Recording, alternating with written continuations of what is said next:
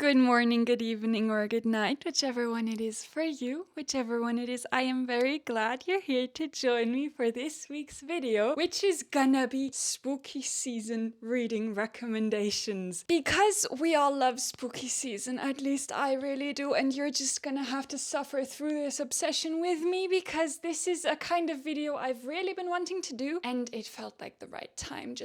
My soul told me this was the time to do this video, and so I am going to be doing it. I have tried to compile a list of a bit more books that I don't hear talked about very often. Of course, there are gonna be some in here that are just very popular because there's certain staples when it comes to spooky season reads that just cannot be missing. And of course, I had to include those as well. But I also tried to put books on this list that hopefully will raise attention to just a few underrated spooky season appropriate stories. I am gonna be separating them, but separating them kind of lightly because I have a long list of classic books and then 2 contemporary stories that I do, however, really want to talk about. So that's kind of the setup we're gonna be working with.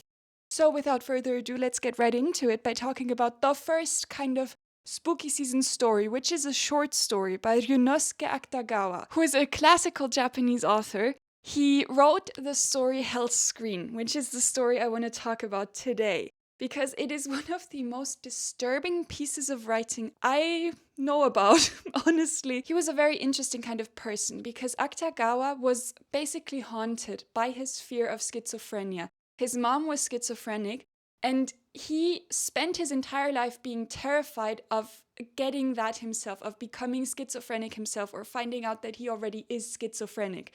And it came to a point where he started hallucinating, and he died fairly early on. He died fairly young, and to this day, it's not really known, as far as I know, if he was actually schizophrenic or if he was just so terrified of being schizophrenic that he basically created his hallucinations himself, which in itself, this man is just fascinating. And really, for this kind of season, any writing by him is appropriate because his stories have a very sinister undertone. All of them do. But to me, none of his stories are as disturbing as Hell's Screen is. Hell's Screen is, to put it very shortly, because obviously a short story, I don't want to give anything away, but we're following an artist who pays an insanely high and deranged price in order to create his art. Basically, he sacrifices everything and everyone for the purpose of his art. And it is so psychotic, and I think perfect for spooky season. If you want to be disturbed, that story is where you should go. So yeah, that is really all I have to say because you need to read that one for yourself. But that is Hell's Screen by Ryunosuke Akutagawa. Another one that I would consider very disturbing is The Sailor Who Fell from Grace with the Sea by Yukio Mishima. Of course, we have to talk about Mishima as well when it comes to lists like this. The Sailor Who Fell from Grace with the Sea is disturbing because it deals with a group of boys. I've heard it compared to The Lord of the Flies, which I cannot comment on because I haven't read that story. But in The Sailor Who Fell from Grace with the Sea, we follow a group of young boys, they're adolescents. They create this almost cult-like belief in what masculinity means and this ideal of masculine behavior and identity that they are really aspiring to attain. And there's this one sailor specifically who becomes involved with the mother of one of the boys, and he, to them, is the epitome of everything they idolize in men. When they realize that maybe this sailor doesn't properly embody what they think he should embody, things become very, very terrifying. And honestly, children can be so scary because they are too young to properly realize what is going on. But then again, you cannot just use that. You cannot just use childlike naivete to excuse what goes on in this story, because this is psychopathic behavior in my opinion. But still, it is a very interesting story. Mishima always writes beautifully, and although this story is one of his most sinister and brutal works in my opinion, there is specifically a part where an animal, a cat, gets mistreated that I literally had to skim read because I could not take it. That was so hard for me to read. But there is still so much beauty there. And the atmosphere is almost made magical just because Mishima has such a talent for creating a scenery, for setting up a scenery. We're set at the ocean, and the way the weather, the ocean, the people, the atmosphere is described is just very unique to Mishima. Only Mishima can really write a story like this in this way. Make it feel so horrible and so beautiful at the same time. And yeah, just overall, it is a very good story. It's one of his most popular stories for a reason. And I do recommend it specifically for the spooky season. That being said, there's actually another one by Yukio Mishima, which I highly recommend, maybe even more so than The Sailor Who Fell from Grace with the Sea, which is The Frolic of the Beast, which in my opinion, oh god, that story is insane. It is insane. It is basically about a man who falls in love with a woman, but the woman is already in a relationship, and so the man does something really horrible. He horribly injures the man that woman is in a relationship with, to the point where the man is now paralyzed and mentally disabled, basically. And the man who commits the act, basically our main character, goes to prison for that act. And the story kind of sets off at the point of time where he comes out of prison, and he goes to live with the woman and her partner. And it is about the way those two people start treating that partner and treating each other. It is a story that I cannot describe, that you really do have to experience for yourself to understand what I am saying here. But it is about the very most cruel and disturbing parts of human psychology. Similar to The Sailor Who Fell from Grace with the Sea, but in a very different way. Because first of all, these are adults. There is no excuse of childishness here. These are fully conscious, fully responsible adults. And so that makes it so much worse. But also just, I don't know. It made me kind of sick to my stomach, which again, I think is perfect for this kind of season. Yeah, if it sounds interesting, it definitely is. And again, just like any Mishima, it contains his writing, it contains his observations. Mishima always manages to create philosophical concepts within these stories and to really make you think. He makes you think. These are not just stories that are cruel for the sake of cruelty. These are stories that will make you think and make you reconsider humanity and make you reconsider yourself in a way. And that is why I so highly appreciate him. And it's just, yeah, no one does it like that, man. Let me tell you. And because the queen of this season, Shirley Jackson, needs to be appreciated properly, needs to be given her space in a list like this, on a list like this, within a list like this, whatever, she needs to be appreciated. So we are going to go on a quick excursion to the Shirley Jackson side of things. A mini list within this list of just Shirley Jackson works that I think are good here. I will not be mentioning The Haunting of Hill House, although I now kind of have, because that one gets a lot of love, deservedly so. It's my favorite by her, but I want to mention that in another video, and that's just, it's gonna get a bit complicated. I think, first of all, of course, We Have Always Lived in the Castle. That one deserves love as well, and it does get a lot of love too. But I wanted to mention that one because it's one I likely don't talk about as much as The Haunting of Hill House. But it's also very good. Our main character is called Mary Cat. She, at the beginning of the story, honestly, she's written in a way where I kept forgetting that this was an adult we're in the head of. I thought she was a girl. And then sometimes I reminded myself, wait, no, this is an actual adult being we are following. The way she behaves, the way she thinks is very childish in a way, but it's so fascinating, and it gives this story such an underlying sinister feeling. But it's very hard to describe. You would have to read it, again, to know what I mean by that. But it is about Mary Cat, who lives with her sister in a house. A house that is avoided by everyone in the small town they live in. And slowly we start to find out why. Because it turns out her and her sister and their uncle, I'm pretty sure it's their uncle, they all live there. Is it their uncle? Maybe it's their granddad. Oh god, I need to reread that story so badly. They are the only people living there, and they are in this little microcosm. People do not talk to them, people avoid them actively. No one wants anything to do with them. That is due to something that happened in the past, a few years back, where basically the entire rest of their family died of poisoning. And people suspect one of the sisters to have done it. That is the very basic premise, but it becomes so crazy. It is so insane, but so fascinating and so fast-paced to read. It is so engaging. Shirley Jackson is the master of this story format. I think she is the one. Okay, this is a high claim to make, but to me, no one does spooky stories like Shirley Jackson does. They just have a specific kind of magic, a specific kind of feel that I have never found anywhere else. And We Have Always Lived in the Castle is not only spooky, it's also so psychologically interesting because of specifically the dynamic that Mary Cat and her sister have. It is so interesting. It's to the point of being obsessive and codependent and almost toxic, but also in ways kind of sweet. It's the kind of story where, as you're reading it, you're constantly going back and forth to thinking, this is so messed up, and then thinking, aw, and then again, messed up as hell. And it's just, you never quite know. It feels kind of, it gave me whiplash, at least. And I think it's just, the more I think about it, the more I think it is such an incredible book. And I love it so much. I love it so much. And maybe you will too, in case you have not read it yet. That is the first Shirley Jackson. We Have Always Lived in the Castle.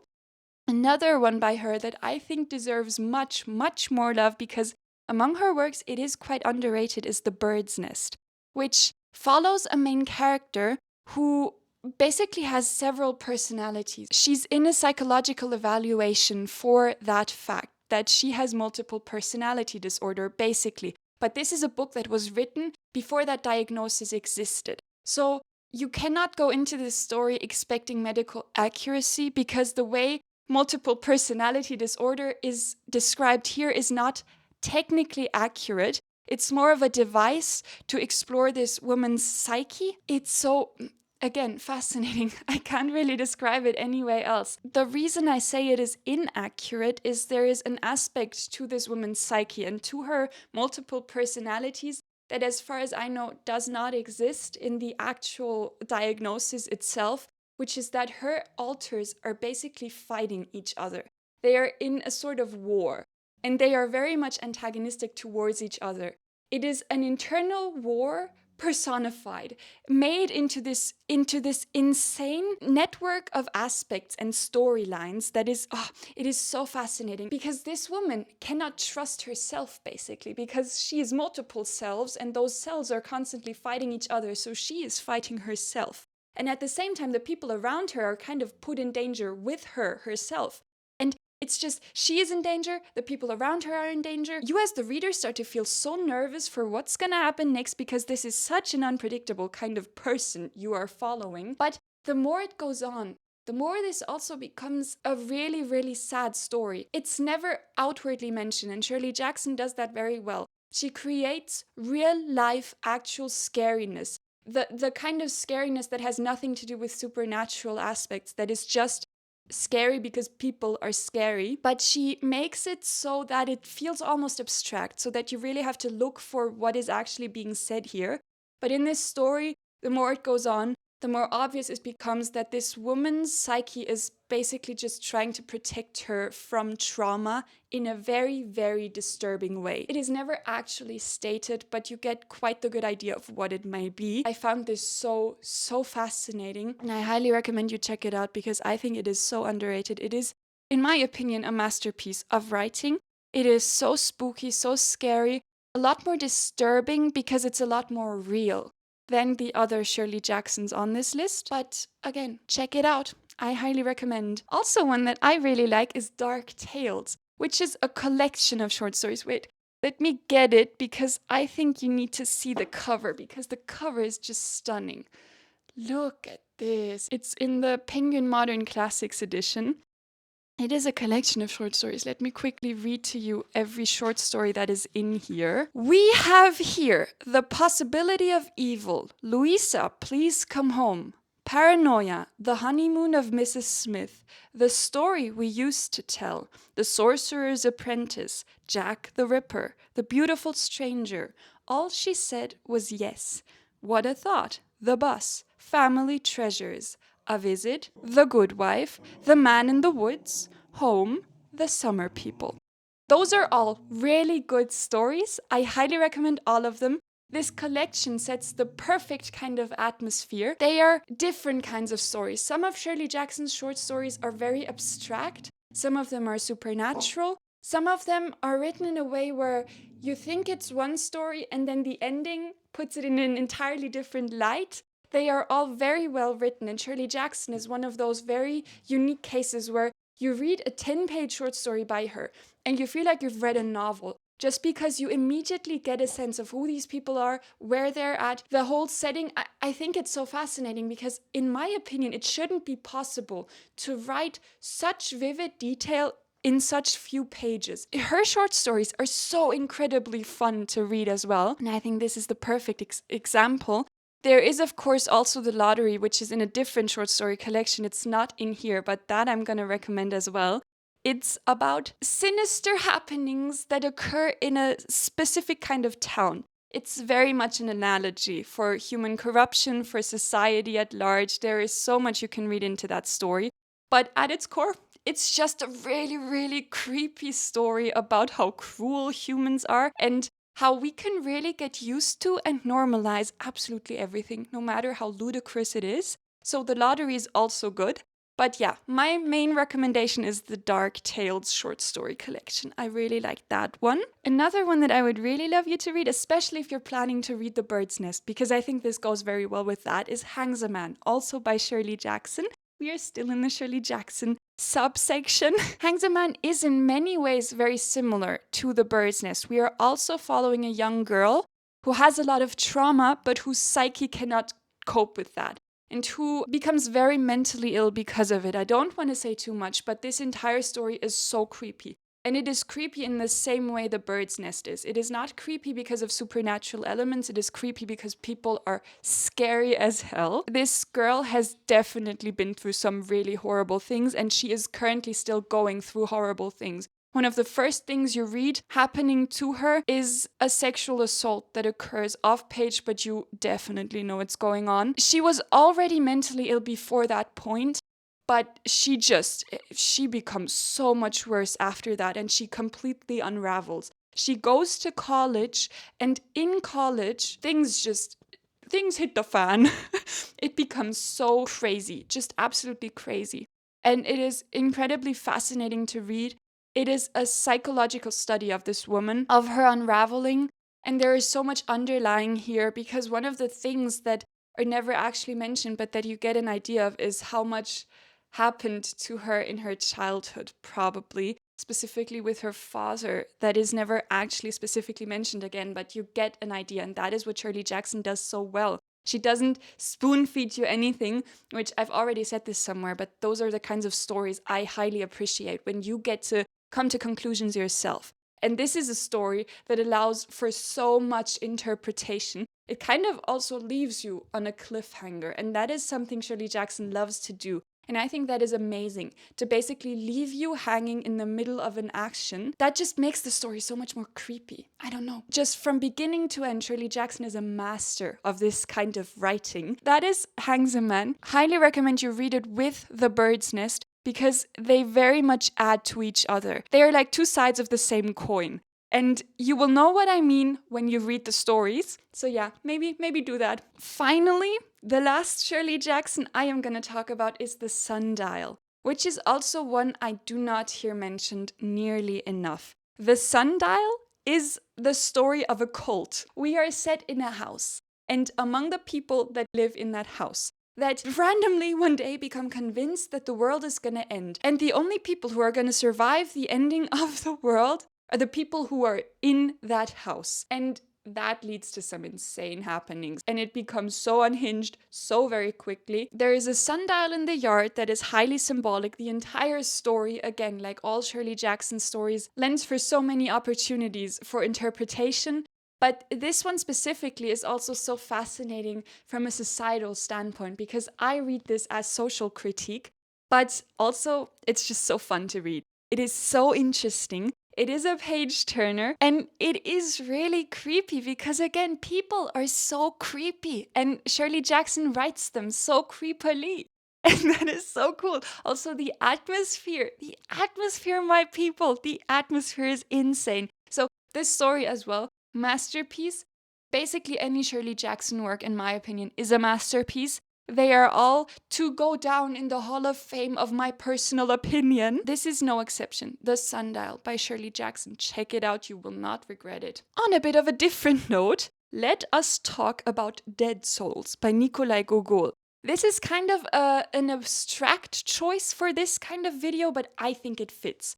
Nikolai Gogol is the master of abstractism and absurdism and just weirdness. This man is so weird, or he was so weird. He's a Russian classic writer and he deserves more love. This man deserves more love. To make this understandable, in Russia at the time, in the 1800s, there was this thing where basically the amount of servants someone owned, the amount of souls, in other words, was representative of how wealthy that person was. So the more souls you owned, the more servants you had, the richer you were. Because obviously the larger your estate, the more needs you have, the more souls you're gonna need. And so there was this whole thing set up, and this was an actual practice, where people went around buying certificates for dead servants, basically dead souls. So people could buy those certificates and basically commit fraud.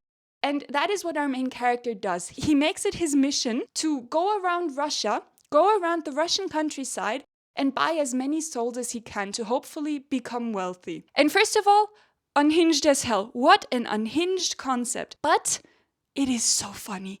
Gogol writes such a funny story here. And that is so weird because it really shouldn't be funny, but it is really funny. And it is so absurd. And it is also very unique because, first of all, something you should know is Gogol was also highly self-critical. He burned the manuscript for Dead Souls several times. And the thing that we now have as Dead Souls is incomplete because most of the manuscript was burned by him. It doesn't have an ending. A large part of the middle is just missing. We don't know what. In my edition at least, and I presume it's the same in every other edition because why wouldn't it be? There are sometimes sentences just cut off in the middle, and then there'll be a translator's note. This part of the manuscript was illegible, or this part of the manuscript was burned beyond recognition. And sometimes there's a chapter missing, sometimes a chapter will just end in the middle of an action, which is not intentional, it's because he didn't like Dead Souls. That is such a tragedy in my opinion, because it's such a good book. And it doesn't lose any value because it's incomplete, because it still feels like a whole story, and it feels like you've really gone on a journey by the end of it. You get so much insight into, first of all, the Russian mind, if you can say that, how the mind of people at the time worked. Because our main character comes into contact with so many different people, of course, most of all landowners, so wealthier people, which is a specific kind of social circle to be surrounded in. Obviously, he also has 2 servants who travel with him, who he has quite the close relationship with. You could critique that a bit, but it is very interesting to read. And it means that you have 2 servants who are in the story as well and who take on quite the prevalent role. But you're also taken on a journey through Russia. There is so much description of all of these different towns in Russia, small towns, the landscapes, the bigger towns, because he is in bigger towns as well sometimes. There are balls, there are lavish feasts going on. He goes on these almost diplomatic talks with people. He is invited to the sheriff. He is in different hotels. He stays with so many different people, and every person he encounters is such a character. These are all such unique people, and it is so fascinating because that is a skill, to make so many people feel so unique and like you've never read about anyone like that one specific person before. And to make every single person in your story feel that way, respect, hats off to you, Gogol. Please check out Dead Souls. It's a bit of an unconventional pick, but again, I think it fits because it is one of the more lighter-hearted stories on this list. Trust me, it's gonna feel so cool. It's gonna feel like such a journey. It also, to me, ended up feeling very cozy, which I think is also very fitting for this kind of season. Another very precious story, or I should probably say stories, is anything ever that Sir Arthur Conan Doyle wrote in the Sherlock Holmes universe. I've never read anything by him that wasn't in that universe, so I cannot comment on those kinds of stories, but I know that I love Sherlock Holmes. Sherlock Holmes, I mean, everyone knows Sherlock Holmes. No matter which story of it is, they are all entertaining, they are very unhinged, They are fascinating to follow, and you should not go into a Sherlock Holmes story expecting to be able to solve it yourself. I honestly do not think that would be humanly possible because the things that man comes up with are just unhinged sometimes. But so cool because of that. And nothing has the specific kind of magic and intrigue that a Sherlock Holmes story has, in my opinion. The relationship between him and Dr. Watson is so cool to read about, so funny, so heartfelt at times as well. And I just think his stories are always so unique. And they are just interesting, so fun, so pleasant. And it is the perfect read if you want your brain to just kind of almost calm down or just, I don't know, go on a little holiday. That is what Sherlock Holmes feels to me. And there is so much to read in that universe. You will not run out of things, at least not in this spooky season, that is for sure. So whichever one you would like to read, and that is the cool thing, because as long as you kind of know the basic things about Sherlock Holmes, you can read any story. You do not have to read them in order. I don't think you're gonna miss anything. So yeah, Sherlock Holmes, I do recommend. Another short story that I thought needed to be mentioned is The Canterville Ghost by Oscar Wilde, which is the story of a house that is haunted and the family that lives in that house, or they move to that house in that short story. And specifically, one of them becomes acquainted with the ghost. And it's really funny because it's almost the story of a prank war that goes on between the children of that family and the ghost. It is not at all like the kind of ghost story you would expect going in. It is quintessential Oscar Wilde. It is funny, it is witty, it is beautifully written, it has the charm of a fairy tale. It feels almost magical. It does not feel scary or terrifying. It is just brilliant. It is perfect. It is the perfect kind of story for this season. Again, just like I have probably said for every single story I have just talked about. But yeah, it applies to this one as well. I will not say anything else because it is a very short story. Check that one out. It is so pleasant. One that I think might be a bit of an unconventional pick for a list like this is Notes from the Underground by Fyodor Dostoevsky, which is unconventional in the sense that it's not a spooky story. It's not the kind of story that is tailored to spooky season in any way or to cozy season. But I think it is a story that should be read when it's gloomy outside. That is just the feeling I get. Because Notes from the Underground is about human psychology, to put it very, very concisely. It is the story of a man who has embraced nihilism. Is that how you say it in English? I'm not quite sure, but he is very disillusioned with life, and he has basically exiled himself to the cellar of his house. He basically lives in a cellar, and he lives apart from society because of the things he has experienced in the past. It is an unconventional story, also in the sense that it sort of flips the normal narrative structure of novels on its head, because you read the conclusion first. You read the man's testimony of what kinds of conclusions his life has led him to. And then you read about his life and the circumstances that have led him to the point he is at now, at the point of the story where we encounter him. My God, it is a story. It is a story. First of all, the thing that is the strongest here, as in any other Dostoevsky work, is the writing, the psychological and philosophical insights specifically. It is unlike anything else. Here, this is the very famous quote of that story. I swear to you, gentlemen, that to be overly conscious is a sickness, a real, thorough sickness. And no matter where you flip to, in this book, I basically highlighted at least one or two passages of it, because it is that beautifully written and that observational about human life and the human condition. And Dostoevsky was a philosopher, in my opinion. He is a philosopher at heart, and this book is not the exception to the rule. It is an incredible story for that alone, but there is so much more here. It is also a highly critical work towards the social conventions of the time. There is so much social critique here. It is basically about the difficulties of interpersonal relationships as well, because our main character is someone who has a lot of difficulty interacting with people. And it is the kind of story where at times you're cringing so badly because of the way he conducts himself. And he constantly puts himself into situations where it's clear people don't like him, don't want to be around him, but he wants to be around them, or he wants to prove something to himself And so he constantly just goes after them, and it makes for some of the most uncomfortable situations. This is really the kind of book that makes you cringe so much. And it is not a pleasant read. It is, to me, the least enjoyable of his works, which is a strange thing to say as you're recommending the work to someone. But it is just a very dark story, dark in how it explores this man's psyche and how dark this man's psyche is and how weird and uncomfortable. This is an uncomfortable story. But that is the point. That is exactly the point. And that is why it is so good. Because it is meant to make you cringe. It is meant to make you feel uncomfortable. It is meant to make you reflect on all of the things you have done that you have not liked, and just on human life in general, on the horrors and the bad aspects of our society and of our life, of the conventions we are within. It is a very different one. It is unlike any of the other books on this list, but I think it has a lot of merit.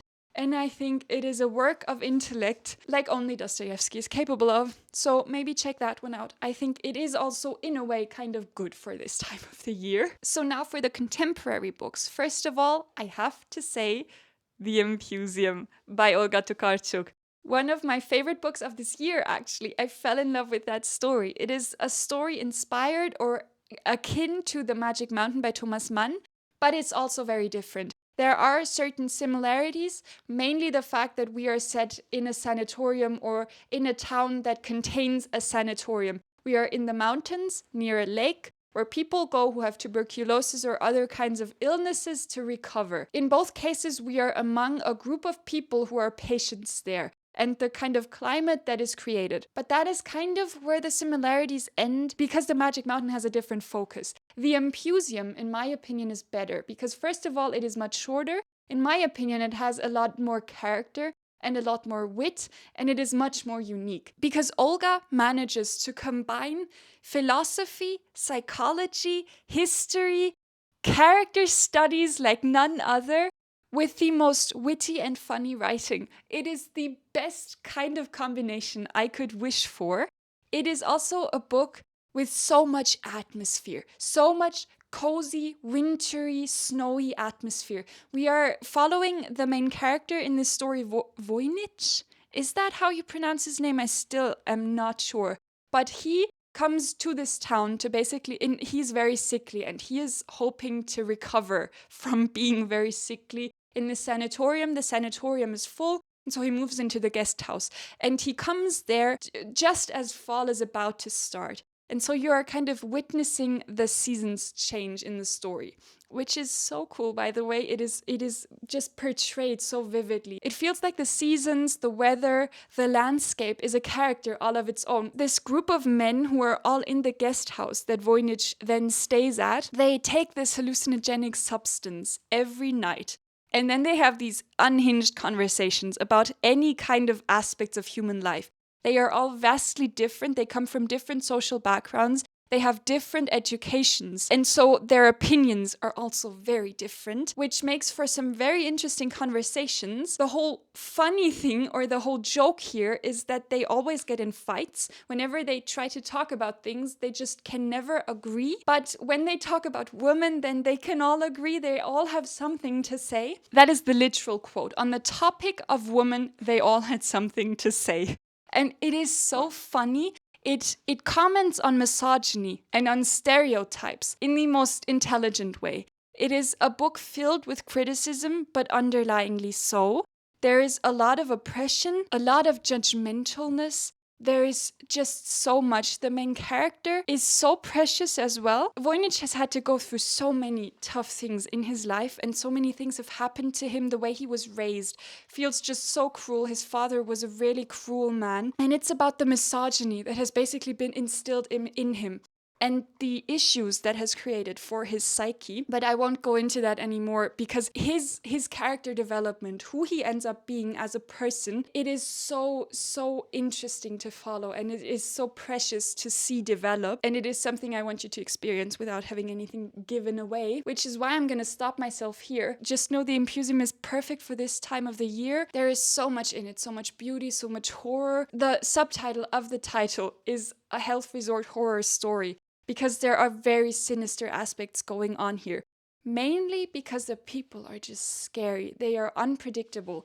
And some things have happened in the past that have really proven that. People keep turning up dead near this resort, and people keep dying, people keep disappearing, and weird things just keep happening. And you never quite know what's going on. It's a very unique kind of story, and it's very interesting to follow. It is very engaging because of that. I loved every second of reading that story, and I think it could really be very precious for you as well. So I urge you to try and check that one out. There is so much more beauty to the story than I could express here, because again, those would be spoilers. But if you read it, you are going to know exactly what I mean. It is amazing. It is so wonderful. Last but definitely not least is The Dark Half by Stephen King. The Dark Half is the story of Thad Beaumont, who is a writer, who as a very young boy kept seeing sparrows everywhere, which was really strange. And then one day doctors decided to operate on him because they thought he had a tumor. But alas, it was not a tumor. They were basically body parts of a twin that he had absorbed in utero, like eyes and teeth and fingernails and I don't know what else, but there were body parts in his brain that had started to grow once he had entered puberty. And that is why he kept seeing sparrows everywhere and hearing them as well. They removed those body parts and everything is fine for very many years. And then we re-encounter Thad as he's a grown man. He is now a writer, he is happily married, they have children, twins, and just everything seems to be going well. But something has recently happened, which is that Thad Beaumont, who was a writer, he was a writer under his own name, but he was much more successful under a pen name, George Stark, which under that pen name he wrote very sinister, very cruel, very, very violent stories. And they were very successful, but he has recently decided he's basically killed off George Stark, this literary alter ego he had created for himself because he wants to now only focus on writing under his own name. He does that and everything seems fine until it doesn't, because suddenly people start turning up dead. And this is the incredible catchline of the story, it's beneath the title, the sparrows are flying again. Dun dun dun. You can surmise what that means by yourself, or better yet, just read the story and find out. It is so engaging to read, it is fascinating. It is one of the only cases of a Stephen King book where I actually like the relationship we're following, although the relationship between Thad and his wife is really secondary to the actual story, but I really liked that part of it as well. But just at the core of the story is the mystery. It is quite the violent story, but that is perfect. That is what's to be expected of a Stephen King story, and you will not be disappointed here. I think it is a story with a very nice atmosphere. I don't see anyone not enjoying it. And just in general, books by authors that are about authors, basically where the main character is an author, that is so cool to read about, because it always ends up feeling so much more personal, because you're always thinking, okay, which of these things are inspired by his own experience, by his own opinion about being a writer and how he writes himself. And that is such a cool little Easter egg thing to look out for, and it makes the story even more interesting if that could even be possible. Yeah, overall, The Dark Half is one of my favorite Stephen Kings. And I think you would really like it, so maybe give it a shot. And with that, we're at the end of the video. Those were all of my spooky season recommendations. I hope you could find maybe some that are of interest to you. If you have any recommendations, always keep them coming. I am always interested in those. I hope you're having a nice day. If you are not having a nice day, that is fine too. I'm thinking of you either way. I am so highly appreciative of you being here, listening to me talk about books as always. I feel like the luckiest girl alive to be able to do this and to have people who are actually listening. That is so cool. I never thought that would be possible. So thank you so, so much. And I am already looking forward to seeing you again next week. Until then, see you very soon and bye-bye.